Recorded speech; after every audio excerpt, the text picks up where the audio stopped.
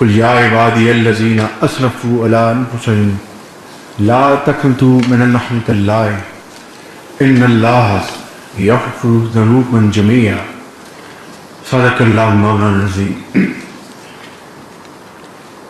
Chief of the Armed Staff and Chief of Defense Forces, Field Marshal Shehbaz,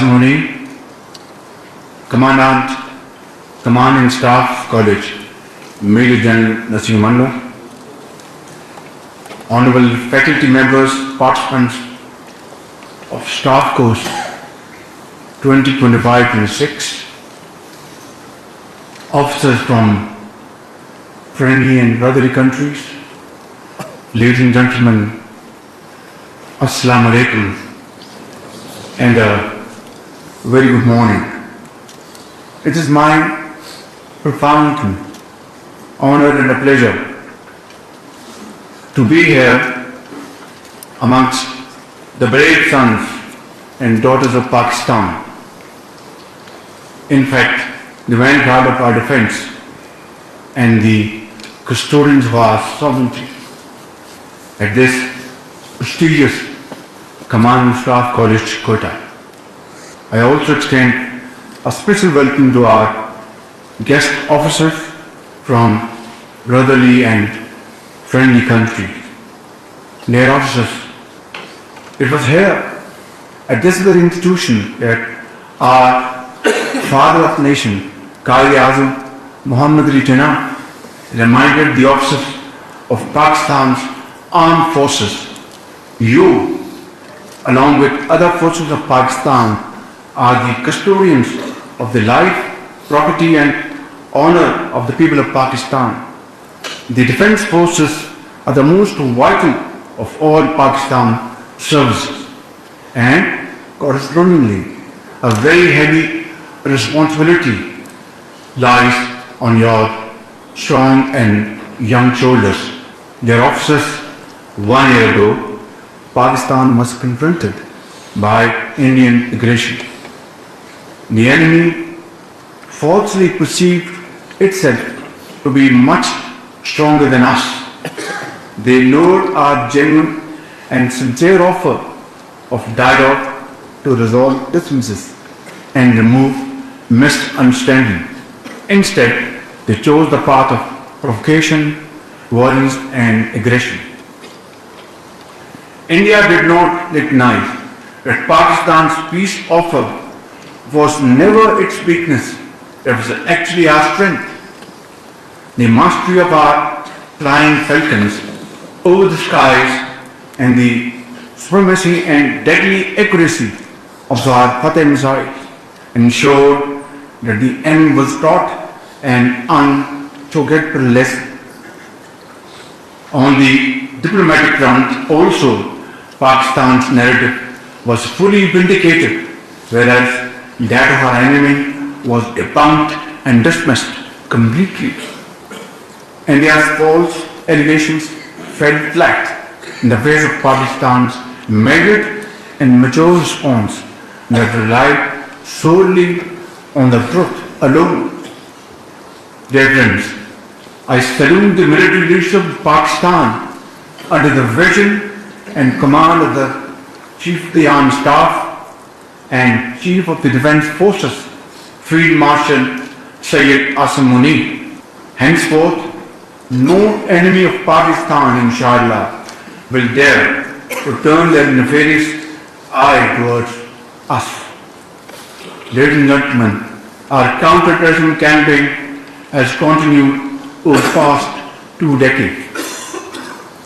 The ongoing Ghazab lil-Haq campaign has instilled fear into the heart of our enemy.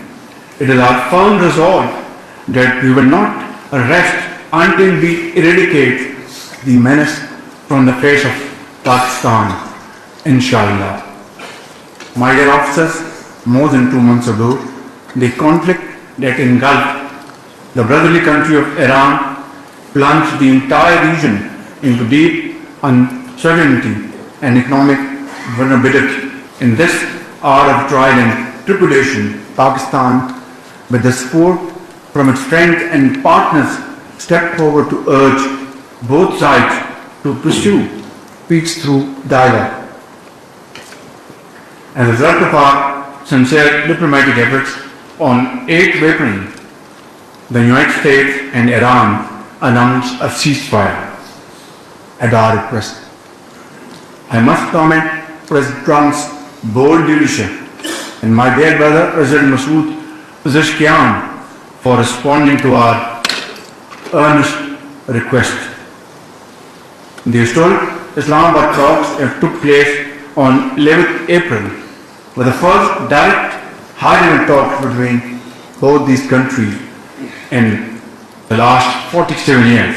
And as you are aware, Pakistan has consistently advocated the rights of the Palestinian people who have been facing illegal Israeli occupation as well as its brutal aggression over all these years. We believe that the only just and legitimate resolution of the Palestinian issue is the establishment of an independent Palestinian state in accordance with the relevant UN Security Council resolutions. Here, I also want to reaffirm that we will not be dissuaded from extending moral, diplomatic and political support to the innocent people of Indian illegally occupied Jammu and Kashmir. Their just struggle for freedom from oppression continues with unceasing passion and commitment from our brothers and sisters in the valley. We are also strengthening our time-tested friendships and partnerships with China, Saudi Arabia, Turkey, Qatar and other brotherly countries. As regards Afghanistan, I wish to reiterate that while we want to live peacefully with our neighbor, the Afghan Taliban regime must take meaningful and credible action against the militant groups, including ISKP, TTP and DLA, who continue to use the Afghan soil to launch terrorist attacks against Pakistan. Distinguished participants, you would agree that a strong and vital economy is vital for a nation's defense. I envision a strong, peaceful and prosperous, progressive Pakistan, a Pakistan that will soon become an economic power, inshallah, through end of hard work and untiring efforts.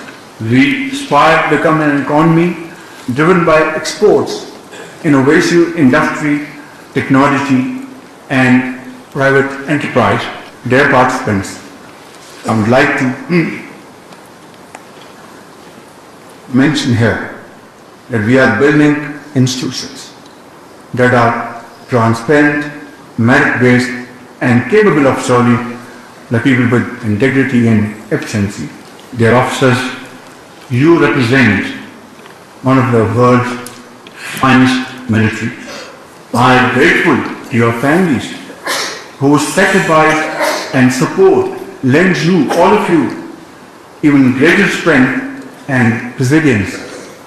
I have seen mothers genuinely embracing the photograph of their sons with trembling hands, and fathers standing tall despite the grief in their hearts, knowing that their beloved child had laid down his life for Pakistan.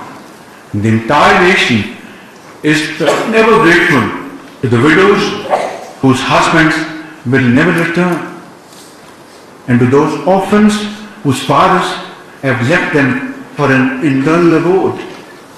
The blood of our martyrs continues to nourish the roots of our kingdom, and peace and security we cherish today is a fruit of their bravery, devotion and ultimate sacrifice.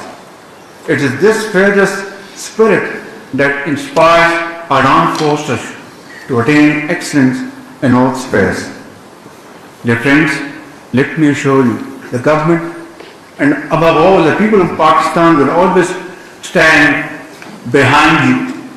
We are united as one in need and iron wall Bunyan Mashroof. Our commitment is to realize the vision of Qaid-e-Azam Muhammad Jinnah and build a nation where merit would be the order of the day, integrity would guide public life, and every citizen would have the equal opportunity to rise through hard work and untiring efforts.